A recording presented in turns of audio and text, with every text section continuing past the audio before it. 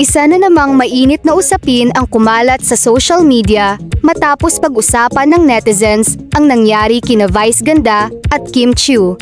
Marami ang nagtaka kung bakit tila hindi nabanggit ni Vice Ganda ang pangalan ni Kim Chiu sa kanyang FAMAS acceptance speech.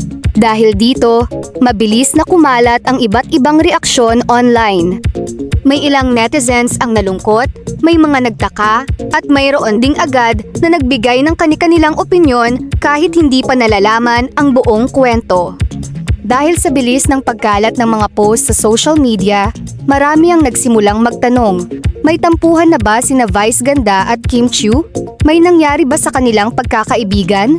O isa lamang ba itong simpleng hindi pagkakaunawaan na pinalaki ng internet? Sa video na ito, aalamin natin ang buong detalye ng pangyayari, ang naging reaksyon ng publiko, ang naging paliwanag ni Vice Ganda, ang naging tugon ni Kim Chiu, at ang tunay na estado ng kanilang samahan batay sa mga opisyal na pahayag. Kumusta mga kaibigan? Welcome back sa ating channel. Kung bago ka pa lamang dito, huwag kalimutang i-like ang video na ito, mag-subscribe at pindutin ang notification bell upang lagi kang updated sa mga pinakabagong balita at showbiz updates. Hindi maikakaila na sina Vice Ganda at Kim Chiu ay kabilang sa mga pinakasikat na personalidad sa ABS-CBN. Sa loob ng maraming taon, nakikita ng publiko ang kanilang magandang samahan sa It's Showtime. Kilala sila sa kanilang biruan, suporta sa isa't isa, at natural na chemistry bilang magkatrabaho. Bukod sa pagiging hosts ng noontime show, maraming beses na ring ipinakita ni na Vice at Kim ang kanilang respeto at pagmamahal bilang magkaibigan.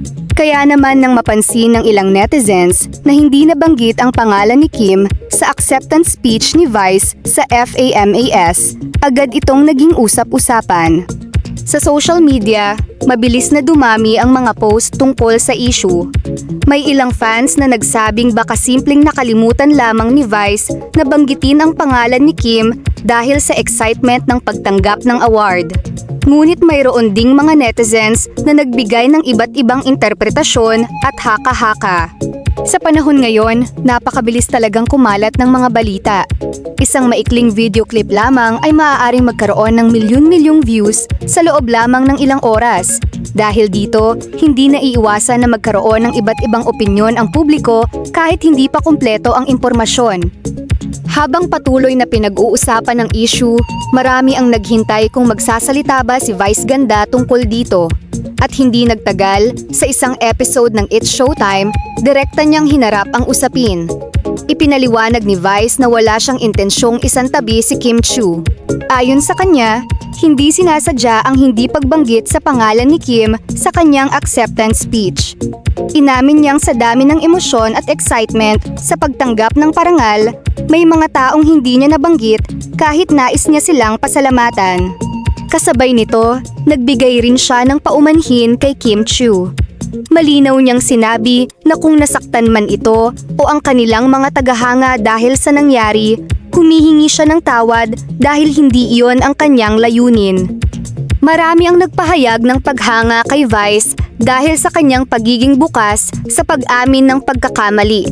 Para sa ilan, malaking bagay ang kanyang agarang pagpapaliwanag upang maiwasan ang mas maraming haka-haka. Samantala, naging positibo rin ang naging tugon ni Kim Chiu. Sa halip na palakihin ang issue, ipinakita niyang naiintindihan niya ang paliwanag ni Vice. Dahil dito, maraming viewers ang nakahinga ng maluwag at nagsabing malinaw na wala silang personal na alitan.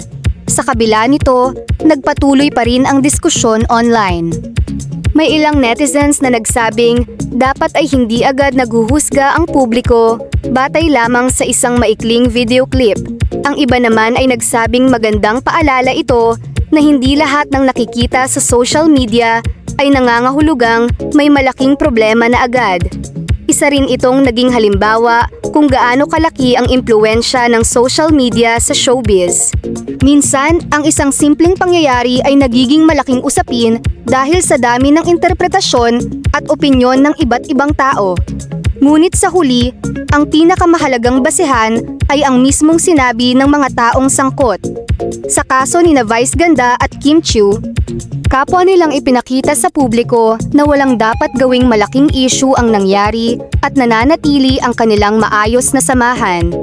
Habang patuloy na umiikot ang iba't ibang opinyon sa social media, marami ang nagsimulang maghintay kung paano haharapin ni Vice Ganda at Kim Chiu ang issue.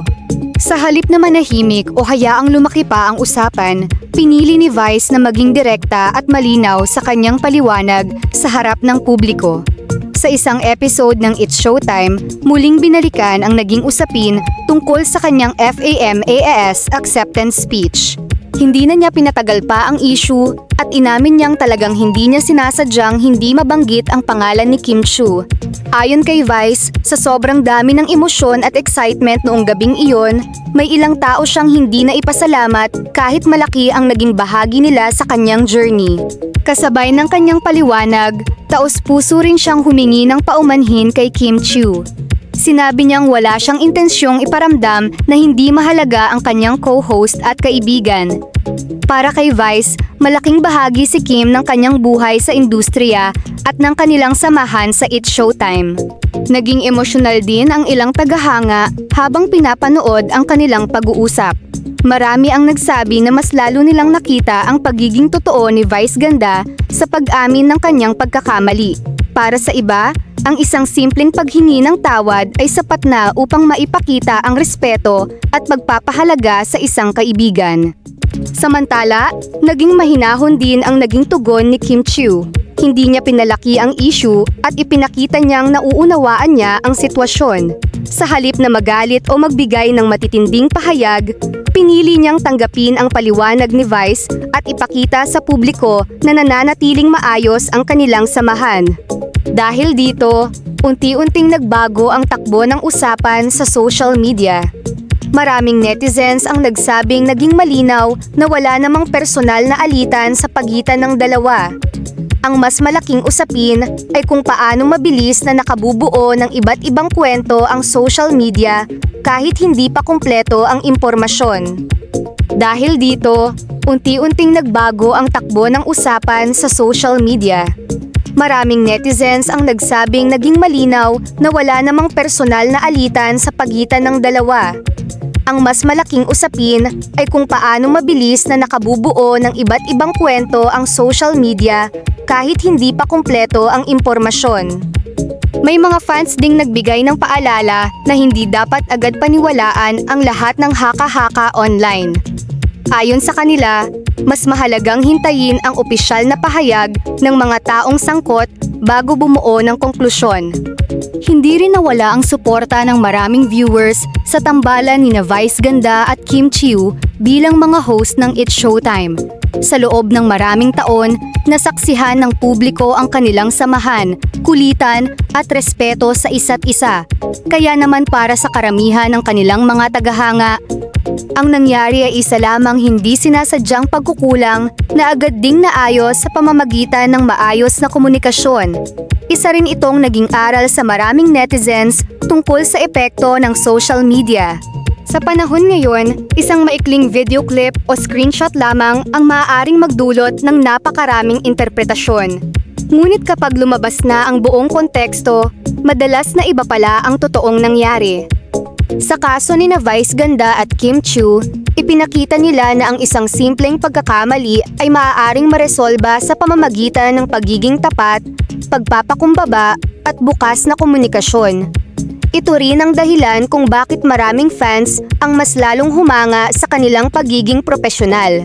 Sa ngayon, patuloy pa ring napapanood ang dalawa sa It's Showtime, kung saan makikita na nananatiling magaan ang kanilang samahan at patuloy nilang napapasaya ang kanilang mga manonood. Para sa kanilang mga tagahanga, ito ang pinakamalinaw na patunay na walang hidwaan sa pagitan nila. Sa huli, ang naging kontrobersiya ay nagsilbing paalala na mahalagang suriin muna ang buong kwento bago agad maniwala sa mga usap-usapan sa social media. Ang opisyal na paliwanag ni Vice Ganda at Kim Chiu ang nagbigay linaw sa issue at nagpakita na hindi lahat ng viral na usapan ay nangangahulugan ng malaking alitan. Kayo naman, ano ang inyong masasabi tungkol sa naging issue? Sa tingin ba ninyo ay tama ang naging paraan ni Vice Ganda sa paghingi ng paumanhin? At ano ang inyong reaksyon sa naging tugon ni Kim Chiu? Ibahagi ang inyong opinyon sa comment section sa ibaba. Gusto naming marinig ang inyong saloobin. Kung nagustuhan ninyo ang video na ito, huwag kalimutang i-like, i-share at i-subscribe sa ating channel. Pindutin din ang notification bell para lagi kayong updated sa mga pinakabagong balita tungkol kina Vice Ganda, Kim Chiu, It's Showtime, at iba pang trending na showbiz news. Maraming salamat sa inyong panunood. Hanggang sa susunod nating video, ingat kayong lahat at maraming salamat sa patuloy na suporta sa ating channel.